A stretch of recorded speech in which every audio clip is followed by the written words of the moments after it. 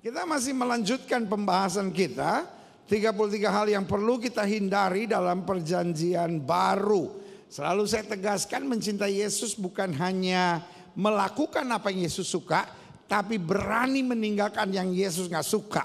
Yang setuju sama saya taruh tangan kanan saudara di dada, sama-sama bilang yang Yesus gak suka harus saya tinggalkan. Amin.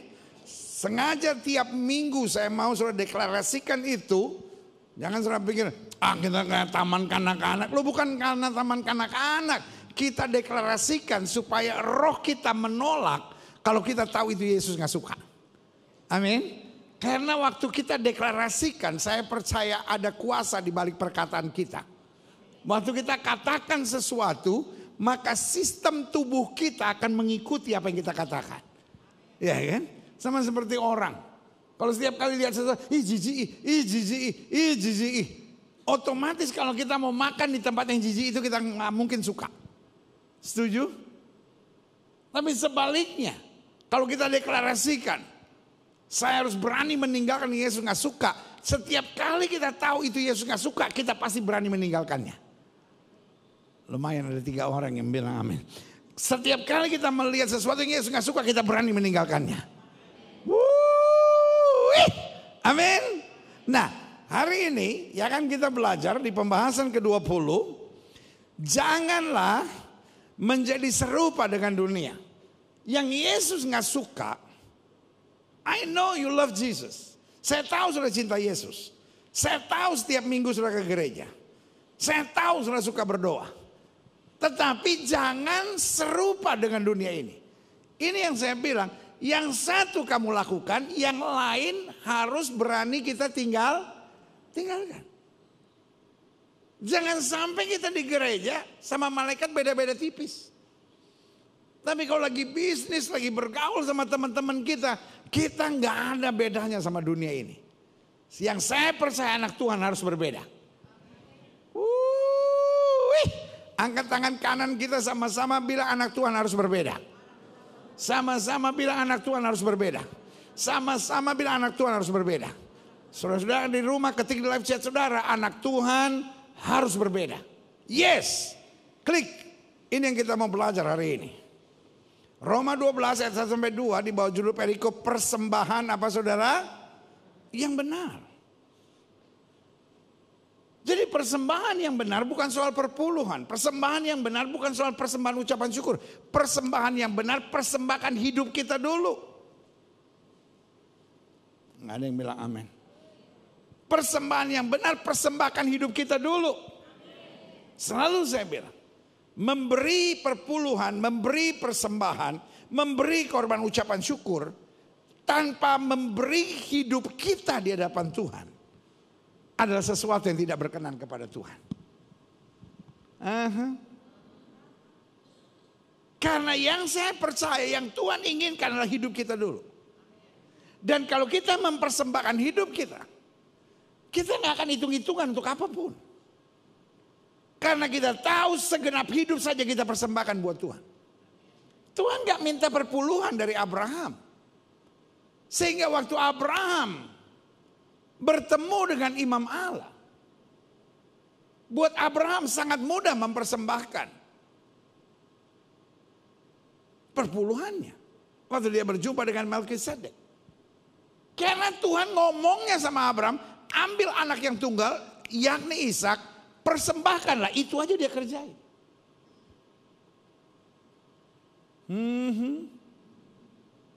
Amin.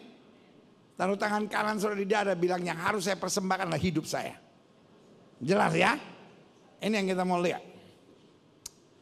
Karena itu, saudara-saudara, demi kemurahan Allah, aku menasihatkan kamu supaya kamu mempersembahkan tubuhmu sebagai persembahan yang hidup, yang kudus dan yang berkenan kepada Allah. Itu adalah apa saudara? Ibadahmu yang sejati. Berarti ibadah yang sejati apa saudara? Mempersembahkan tubuh kita. Janganlah apa saudara? Kamu menjadi serupa dengan dunia ini. Alkitab bilang apa? Jangan. Selalu saya bilang kalau Tuhan bilang jangan artinya jangan. Kalau Tuhan bilang jangan artinya, kalau Tuhan bilang jangan artinya jangan Pak, jangan Bu, jangan. Jangan deh ya, jangan. Sebab Tuhan bilang apa? Jangan. Janganlah kamu menjadi serupa dengan dunia ini.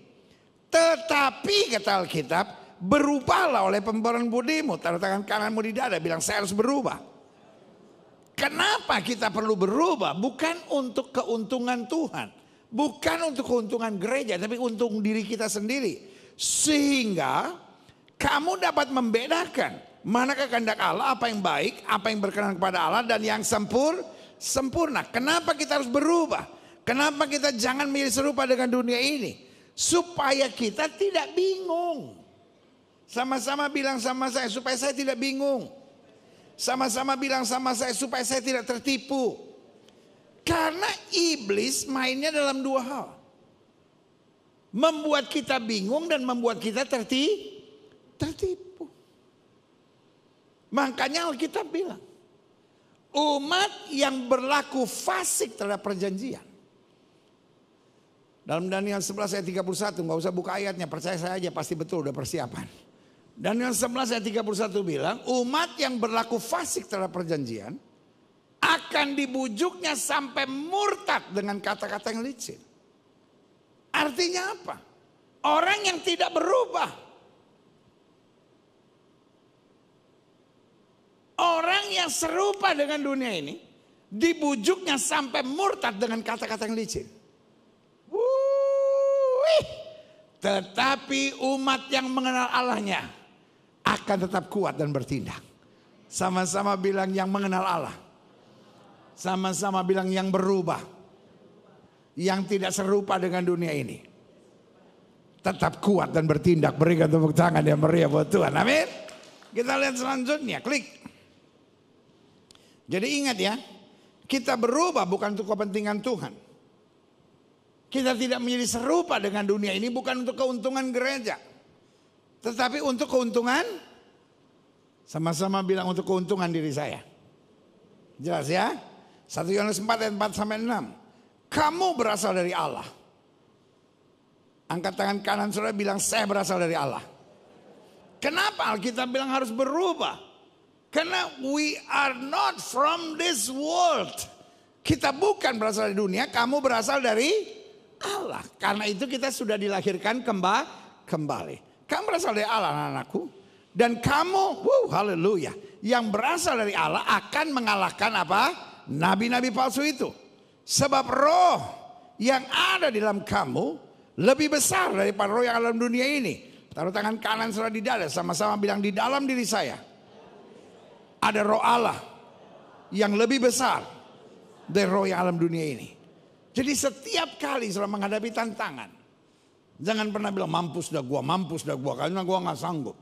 No, ada roh Allah di dalam diri saya. Tantangan saya boleh besar, tapi Yesus saya lebih besar. Amin.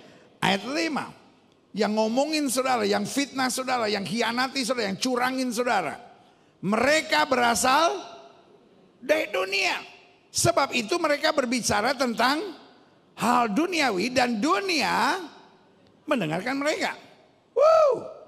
Kami berasal dari Allah. Sama-sama bilang secara profetik, saya berasal dari Allah. Barang siapa mengenal Allah, ia mendengarkan kami. Barang siapa tidak berasal dari Allah, ia tidak mendengarkan kami. Itulah tandanya. Roh kebenaran dan roh yang apa? Yang menyesatkan, yang membingungkan. Roh yang menipu. Makanya Alkitab bilang kita harus berubah. Makanya Alkitab bilang kamu jangan jadi sama dengan dunia ini. Supaya kamu dapat membedakan mana kehendak Allah, mana yang berkenan, dan mana yang sempurna. Yang Tuhan tidak mau jangan sampai kita apa? Disesatkan. Jangan sampai kita dibingungkan. Karena umat yang berlaku fasik terhadap perjanjian, umat yang gak mengenal Allah dengan betul, umat yang gampang diombang-ambingkan akan dibujuknya sampai murtad. Tapi umat yang mengenal Allah, umat yang mau berubah, umat yang tidak jadi sama dengan dunia ini akan akan tetap kuat dan bertindak. Mereka tepuk tangan yang meriah. Haleluya. Nah, selanjutnya klik. Salah satu fenomena yang berbahaya di akhir zaman adalah gerakan-gerakan Kristiani, gerakan-gerakan gereja, gerakan kelompok-kelompok Kristen yang berusaha menjadi sama dengan dunia supaya dapat memenangkan orang di dunia ini. Sehingga ada ajaran-ajaran yang berkata, oh it's okay. Anak-anak Tuhan ke diskotik it's okay. Anak-anak Tuhan bergaya seperti orang-orang dunia, pakai tato, minum mabuk, judi, it's okay. Supaya kita dapat memenangkan mereka. Kalau kita orang Kristen gak jadi sama dengan mereka, maka apa yang terjadi? Mereka tidak akan tertarik dengan kekristenan kita, bos. Supaya orang pergi ke rumah sakit, dokter gak perlu penyakitan, bos. Supaya orang pergi ke dokter gigi, bukan berarti dokter giginya harus bolong, bos. Jelas gak? Orang sekarang merasa kalau orang gereja tidak penetrasi ke dunia ini. Kalau orang gereja mau tetap hidup benar. Kalau orang gereja gak mau pakai tato. Makanya saya bilang, ada orang nyebelin banget sama saya. Dia bilang, pendeta pakai tato boleh nggak? Saya bilang, bukan soal boleh atau nggak boleh. Alkitab bilang segala sesuatu ini diperbolehkan, tapi tidak segala sesuatu berguna, tidak segala sesuatu membangun. Saya nggak lihat hal yang berguna dan membangun di balik tato. Kalau sebelum kamu bertobat, kamu bertato, silahkan. Tapi kalau kamu sudah bertobat, bertato, tujuannya apa? Tiba-tiba dia bilang sama saya, tapi kalau tato wajah pendeta boleh nggak?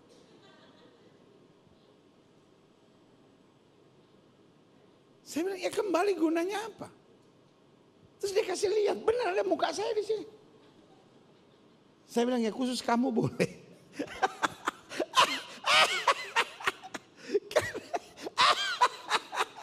Dia bilang sebab ada ceritanya, dulu saya hidupnya nggak benar. Saya nonton pendeta di RCTI, ini cerita udah agak lama. Saya nonton pendeta di RCTI, itu akhirnya saya bertobat. Dan untuk mengingat pertobatan saya taruh wajah pendeta. Saya bilang pastikan kamu jangan penyakitan. Karena badannya cukup besar. Kalau dia tiba-tiba kurus, kan fororo muka saya jadinya. Aneh-aneh aja. Tapi ini saya bilang gerakan yang berbahaya di akhir zaman. Orang ngerasa wajar ke klub-klub. Orang sekarang wajar nongkrong-nongkrong sambil minum-minum. Karena kita akan penetrasi ke dunia ini. Saya mau bilang, itu ajaran yang bodoh dan berbahaya. Saya buat statement tegas. Itu ajaran yang bodoh dan berbahaya. Alkitab saya tidak pernah bilang kamu harus menjadi sama dengan dunia ini. Alkitab bilang kamu harus berubah. Sama-sama bilang saya harus berubah. Jelas ya. Saya tidak mempersoalkan masa lalu orang. Kalau orang masa lalunya mau seluruh badannya pakai tato sampai lubang hidungnya pakai tato silahkan. Sampai bibir-bibir dari tato sekalian nggak apa-apa. Tapi ketika dia udah bertobat, apa yang dulu kuanggap kebanggaan sekarang kuanggap sampah. Buat saya orang yang masih membanggakan gaya-gaya hidup seperti itu sambil berkata ya kita mesti mencari orang. Sekali lagi saya bilang, dokter tidak perlu penyakitan untuk mengundang orang sakit ke rumah sakit. Dokter gigi tidak perlu giginya rontok dan bolong semua supaya orang yang giginya rontok dan bolong mau ke dokter gigi. Jelas sampai di sini? Kita tidak boleh jadi sama. Sama-sama bilang saya tidak boleh jadi sama. Nah, penafsiran ayat ini yang berbahaya. Klik. Semua gerakan ini ternyata ketika saya berselidiki berasal dari penafsiran yang keliru dari ayat firman Tuhan dalam 1 Korintus 9 ayat 19 sampai 23. Sungguh pun aku bebas dari semua orang, Aku menjadikan diriku hamba dari semua orang supaya aku boleh memenangkan sebanyak mungkin orang. Di sini artinya we have to serve. Karena ayat ini bilang, sungguh pun aku bebas dari semua orang, aku bisa acuh sama semua orang, tapi aku menjadikan diriku hamba. I like to serve them. Aku mau menjadi hamba, aku mau melayani orang. Supaya aku boleh memenangkan sebanyak mungkin orang. Bukan menjadi sama. Ayat 20. Demikian bagi orang Yahudi, aku menjadi seperti orang Yahudi. Nah, di sini yang dibilang. Di antara pemabuk, aku menjadi sama dengan mereka. Oh, itu ngaco. Tetapi ayat ini maksudnya, aku tidak mendiskreditkan mereka, tetapi aku menjangkau mereka. Jelas? Supaya aku memenangkan orang Yahudi. Bagi orang-orang yang hidup di bawah hukum Taurat, aku menjadi seperti orang-orang yang hidup di bawah hukum Taurat. Sekalipun aku sendiri tidak hidup, jelas ya. Sekalipun aku sendiri tetap punya prinsip. Jadi melayani orang bukan berarti menjadi sama dengan orang. Berarti pertanyaan saya, kalau saudara mau menjangkau pelacur, haruskah saudara ganggu laki orang juga? Itu ya, jelas ya. Sekalipun aku sendiri tidak hidup di bawah hukum Taurat, aku tetap punya prinsip supaya aku dapat memenangkan mereka yang hidup di bawah hukum Taurat. Klik. Bagi orang-orang yang tidak hidup di bawah hukum Taurat, aku menjadi seperti orang yang tidak hidup di bawah hukum Taurat. Sekalipun aku tidak hidup di luar hukum Allah, karena aku hidup di bawah hukum Kristus. Jadi artinya prinsip tetap aku pegang. Yang setuju sama saya bilang prinsip tetap aku pegang.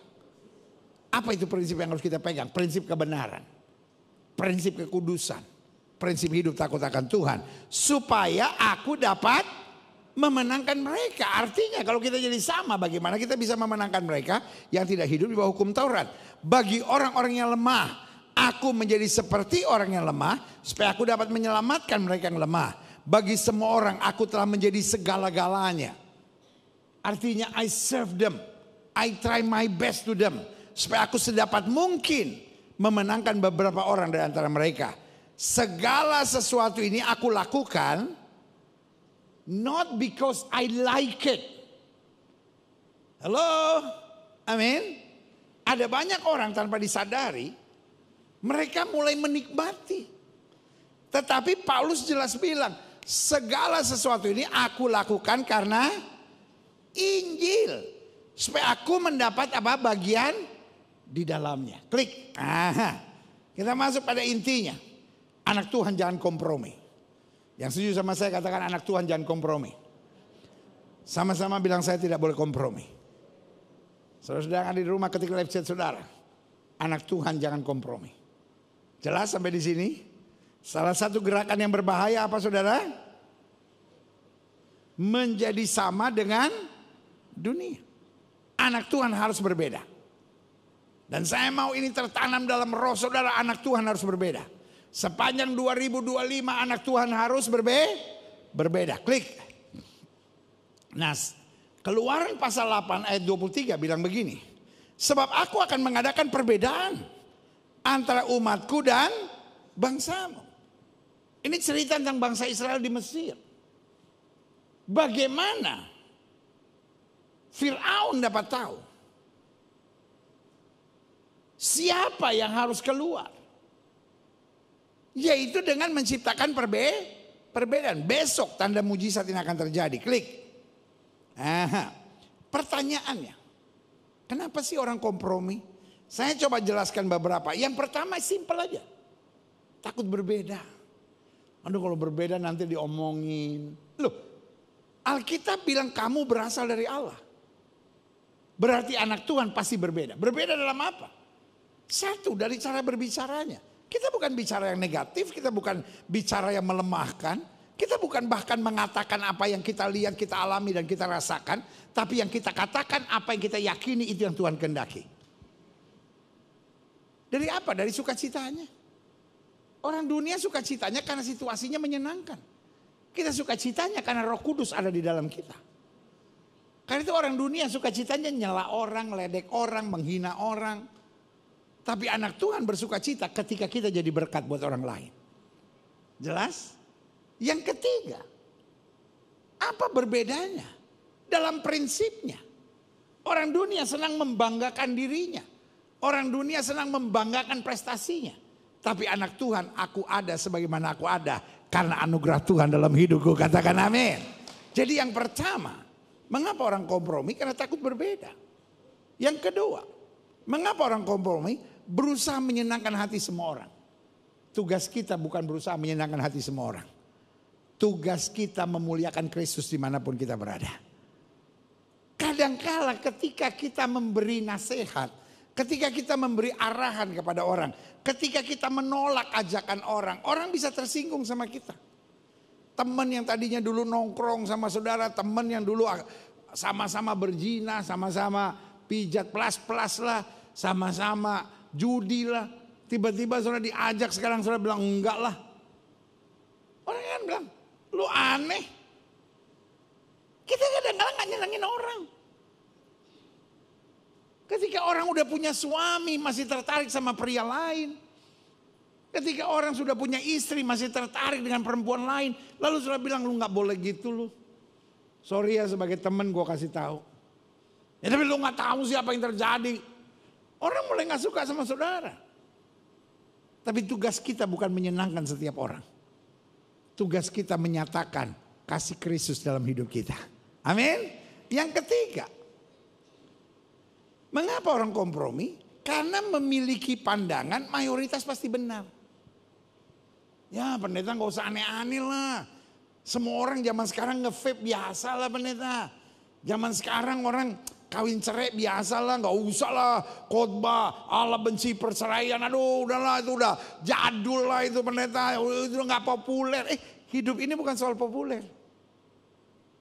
Orang bilang Vox Populi Vox Dei. Suara masyarakat adalah suara Tuhan. Tapi hari ini saya mau bilang Vox Populi bukan Vox Dei. Suara orang banyak tidak selamanya suara Tuhan. Suara orang banyak berteriak, salibkan dia, salibkan dia. Pertanyaan saya, apakah itu suara Tuhan? Suara kejahatan. Yang terjadi justru seringkali suara mayoritas. Suara yang menyesatkan. Iblis mau buat kita merasa minoritas. Iblis mau buat kita merasa gak ada siapa-siapa. Tapi kadangkala justru suara kebenaran sedang ditinggalkan oleh banyak orang. Tapi kita berdiri tegak mempertahankannya. Berikan tepuk tangan yang meriah buat Tuhan. Lanjut. Mengapa orang kompromi? Karena tidak memiliki prinsip yang tegas sesuai firman Tuhan. Anak-anak Tuhan prinsipnya adalah firman Tuhan. Anak-anak Tuhan prinsipnya.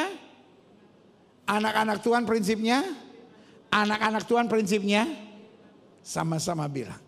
Aku memilih firman Tuhan. Sama-sama bilang aku memilih firman Tuhan. Yosua bilang apa? Pilih kepada siapa engkau mau beribadah. Tapi aku dan seisi keluargaku, kami mau melayani Tuhan. Berikan tepuk tangan yang meriah. Lanjut, mengapa orang kompromi? Klik. Karena ukuran keberhasilannya adalah pandangan orang lain. Ini bahayanya. Orang sekarang senangnya dipuji. Orang sekarang senangnya dibilang hebat. Orang sekarang senangnya dibilang keren. Orang sekarang takut banget diomongin orang. Tuh orang. Katanya Kristen, katanya Kristen. Gak mau bergaul. Senangnya cuma doa, ibadah, doa, ibadah. Kristen apaan itu? Gue kenal anak pendeta. Enak-enak aja tuh diajak minum, diajak ngeklub, diajak clubbing, asik-asik aja gitu. Orangnya gak fanatik. Buat saya selalu saya bilang. Apa artinya tidak fanatik tetapi menjadi munafik? Apa artinya tidak fanatik menjadi munafik? Saya tidak bilang anak Tuhan harus jadi munafik. Yang saya bilang anak Tuhan harus punya prinsip. Anak Tuhan harus. Orang dunia hari-hari ini sedang merubah kata sungguh-sungguh dengan Tuhan menjadi fanatik. Kalau kita mulai apapun dengan doa, Tuh orang fanatik apa-apa doa, apa-apa doa, apa-apa doa. Biarin. Karena orang dunia, ketika kita hari Minggu kita bilang sorry ya gue gak bisa, gue mesti ke gereja. Aduh pendeta lu kan hari Minggu kan ya minggu depan masih ada. Lu fanatik banget. Orang dunia sedang merubah apa saudara? Kata sungguh-sungguh dengan Tuhan menjadi fanatik. Tapi dalam hidup saya selalu saya bilang. Mendingan saya dicap fanatik daripada disebut munafik. Saya tidak bilang anak Tuhan harus fanatik. Tapi yang saya bilang anak Tuhan harus punya prinsip. Karena Alkitab bilang jangan kamu miring ke kiri, miring ke kanan. Selama kamu berjalan di jalan Tuhan. Apa yang tidak pernah kita pikirkan. Itu yang Tuhan sediakan. Berikan tepuk tangan yang meriah. Lanjut. Apa bahayanya kompromi? Satu. Orang kompromi tanpa disadari menyenangkan semua orang namun mengecewakan Tuhan. Kan orang kompromi begitu. Ya udahlah gak enak. Salah satu yang harus anak-anak Tuhan miliki jangan jadi orang gak enakan. Sama-sama bilang saya tidak boleh jadi orang gak enakan. Mereka juga enak-enak aja tuh. Ngajak kita selingkuh, ngajak kita clubbing, ngajak kita enak-enak aja orang dunia.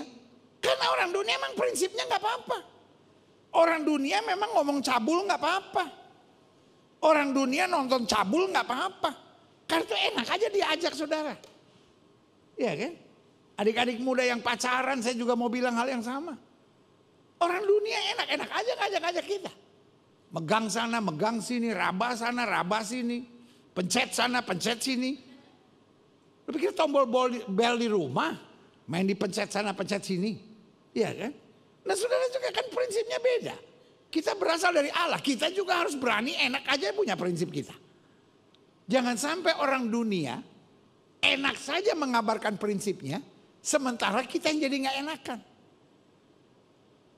Tetapi hari ini saya mau bilang. Anak Tuhan tetap harus sadar. Apa artinya? Kita menyenangkan hati semua orang tapi kemudian kita mengecewakan Tuhan. Jadi bahayanya kompromi, orang kompromi tanpa disadari menyenangkan semua orang namun mengecewakan Tuhan. Dua, bahayanya kompromi. Orang kompromi pada akhirnya tertekan sendiri. Kecewa sendiri. Akhirnya marah sama dirinya sendiri. Kok gue bodoh banget sih?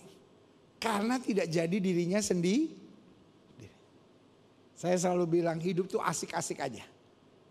Kita tidak bisa menyenangkan hati semua orang. Tapi yang pertama kita harus bangga sama diri kita sendiri. Saya berjalan mencari kerajaan Allah serta kebenarannya. Maka semuanya ditambahkan dalam hidup kita. Haleluya. Tiga. Bahaya kompromi apa? Orang kompromi seringkali harus melakukan yang bertentangan dengan firman Tuhan. Padahal nalurinya udah bilang ini salah. Nalurinya udah bilang saya anak Tuhan gak boleh begitu. Saya anak Tuhan, kenapa saya jadi sama dengan dunia ini? Karena itu anak-anak Tuhan harus punya iman yang tangguh. Yang setuju sama saya katakan iman yang tangguh. Lanjut. Bahaya kompromi apa? Orang kompromi harus kehilangan sahabat yang baik. Sahabat yang benar. Dia punya banyak sahabat. Tapi sahabat-sahabat yang menjerumuskan.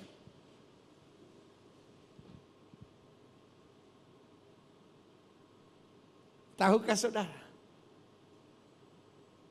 Banyak orang jatuh karena sahabat.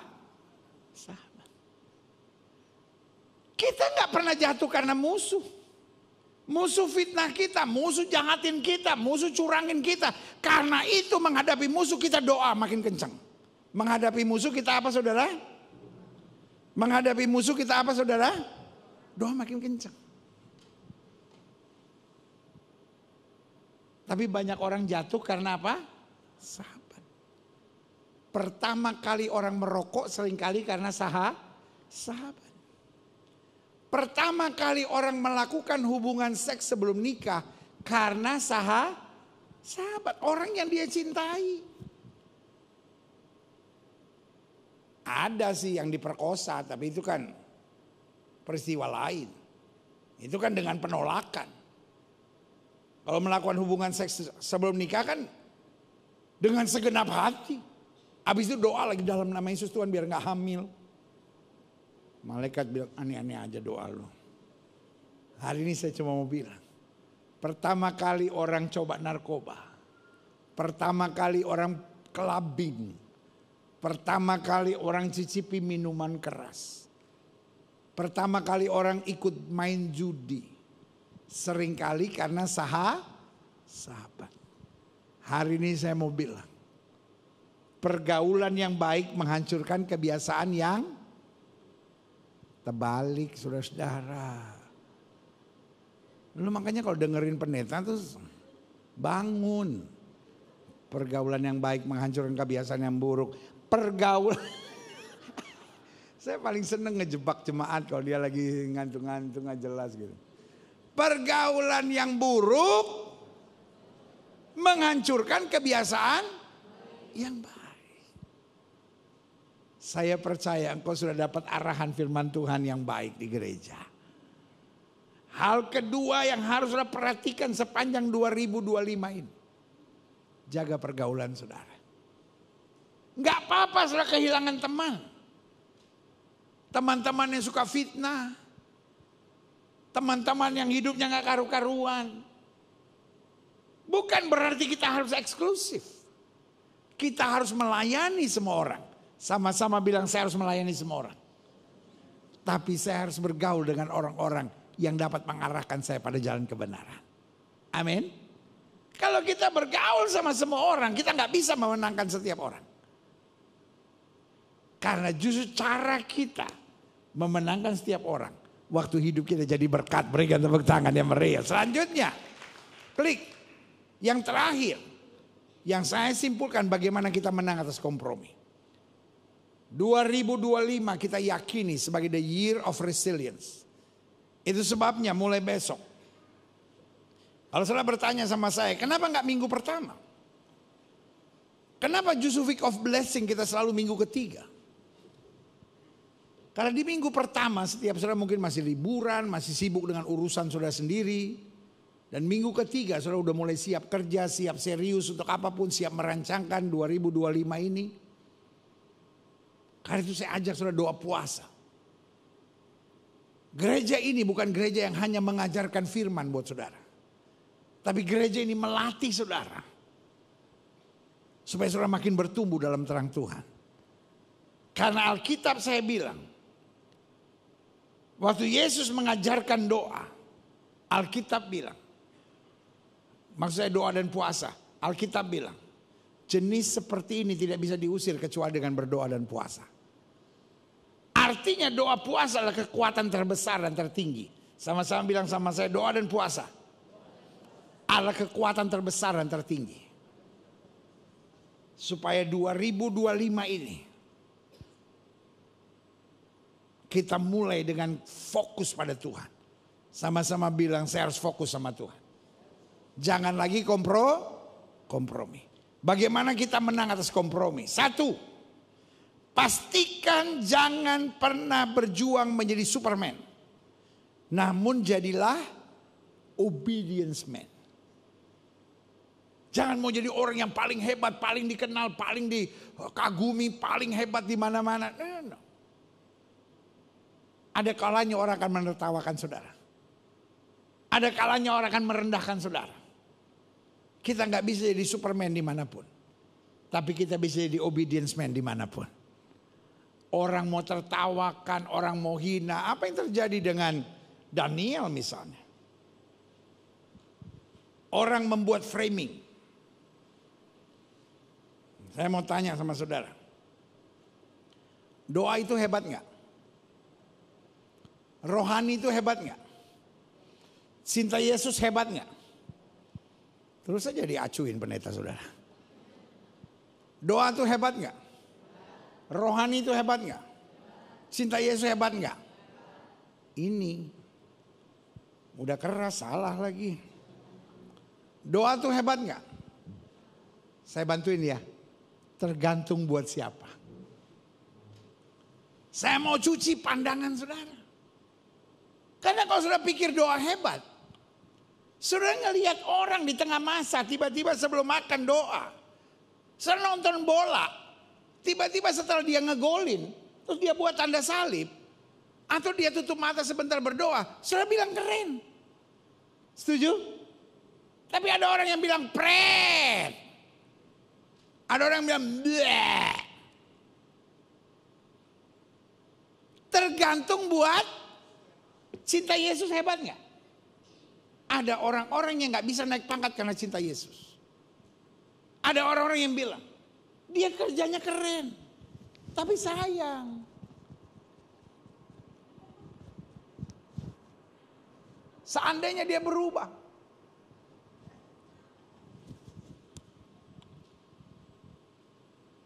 Kita harus tahu faktanya, saudara-saudara. Amin. Dan sekarang yang dimainkan apa, saudara? Framing.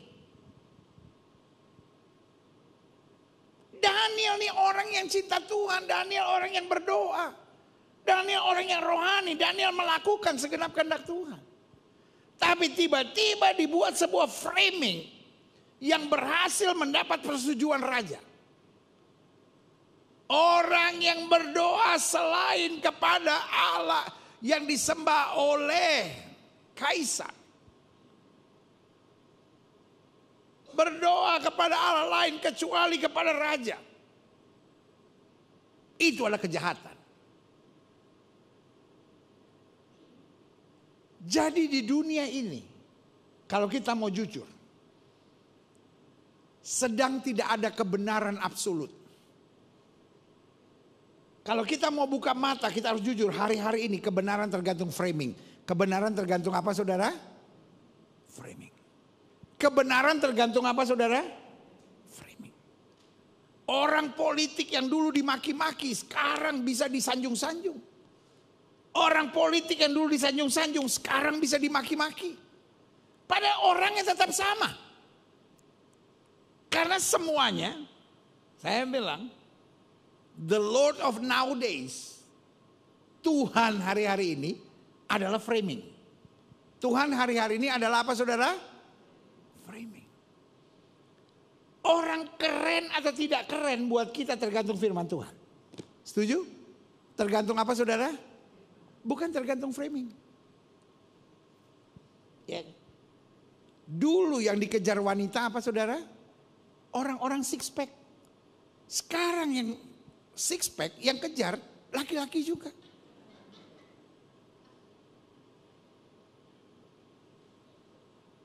Wanita sekarang lebih mengejar yang buncit, yang lebih mapan.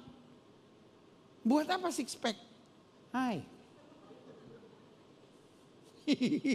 Iya kan? Jadi sekarang semuanya tergantung framing. Dan Daniel korban framing. Dari seorang yang dihormati dan dihargai. Saya ingat kan? Bagaimana dia bilang, jangan berikan makanan-makanan najis kepadaku. Dia memilih 14 hari hanya dengan sayur-sayuran. Tapi keadaannya lebih sehat. Wah, karena itu orang menghargai imannya Daniel. Tapi tiba-tiba orang berhasil membangun framing baru. Siapapun yang menyembah Allah lain kecuali menyembah raja, dia adalah penjahat yang harus dihukum. Tapi yang menarik perhatian saya, Daniel tetap berdoa di loteng atas. Dengan menghadap Yerusalem. Dengan jendela yang terbuka. Itu kalau yang sekarang nih. Yang di YouTube nih. Pendeta-pendeta yang suka ngeritik sana ngeritik sini ada. Udah hidup habis Daniel. Habis Daniel.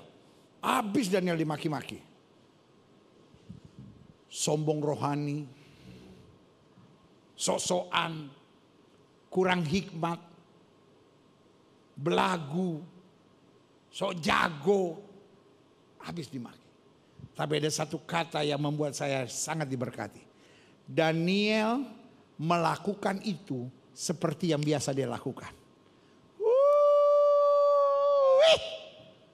Sama-sama bilang sama saya, hubungan saya dengan Tuhan tidak boleh terganggu dengan apapun dan siapapun. Setuju? Setuju? Itu yang saya bilang prinsip. Makanya saya catat di sini. Pastikan jangan pernah berjuang menjadi Superman. Namun jadilah obedience. Mau dipuji, mau dikritik. Mau dihormati atau mau dimaki. Tetap taat. Karena yang sedang dimainkan kebenaran atau kejahatan hari-hari ini hanya tergantung framing. 2, bagaimana kita menang atas kompromi. 1, pastikan jangan pernah berjuang menjadi Superman, namun jadilah obedience man. Yang kedua, milikilah destiny yang jelas dalam kehidupan. Yang kita cari bukan dipuji. Yang kita cari bukan kaya, bukan sukses. Bukan dikenal dan disukai semua orang. Tapi yang kita cari perkenanan Tuhan. Amin. Stefanus demi perkenanan Tuhan dirajam batu sampai mati. Mungkin setelah menatap saya dan bilang, ya kalau boleh sih saya jangan gitulah pendeta. Ya saya doain. Tapi maksud saya, buat kita perkenanan Tuhan. Daud jelas kata Alkitab, a man after God's own heart. Seorang yang berkenan di hatinya Tuhan. Dan yang tidak lebih tinggi dari Saul. Dan yang tidak lebih hebat dari Saul. Tapi Daud adalah seorang yang berkenan di hatinya Tuhan. Kalau kita bandingkan Daud dengan Saul. Saul sebahu lebih tinggi. Saul seorang yang terlatih. Tapi bedanya, Saul senang ngikutin suara orang. Saul senang ngikutin apa saudara? Suara orang. Tapi Daud mencari perkenanan Tuhan. Berikan tepuk tangan yang meriah buat Tuhan. 3, menang atas kompromi. Pertahankan prinsip kebenaran. Apapun dan berapapun harganya. Sekali kebenaran tetap kebenaran. Sekali kebenaran apa saudara? Sekali kebenaran apa saudara? Tetap kebenaran. Buat kita firman Tuhan lebih penting daripada apapun. Siapa yang setuju sama saya, firman Tuhan lebih penting dari apapun. Amin. Dan yang terakhir, saya undang pemain musik maju ke depan. Bagaimana menang atas kompromi? Berusahalah selalu mengambil keputusan berdasarkan hikmat Tuhan. Bukan apa yang manusia suka. 2025 buat saya adalah tahun yang akan unik ke depan kita. Akan ada banyak keputusan yang harus kita ambil. I know. Seperti biasa. Akan ada banyak keputusan-keputusan yang sangat hebat. Tapi ada banyak juga keputusan-keputusan yang kelihatannya kok begini.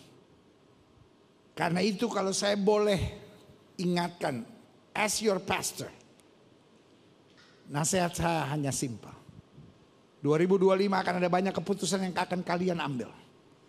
Tapi sebelum ambil keputusan, take 1 minute, 2 minute untuk doa. Tuhan, berikan saya hikmat.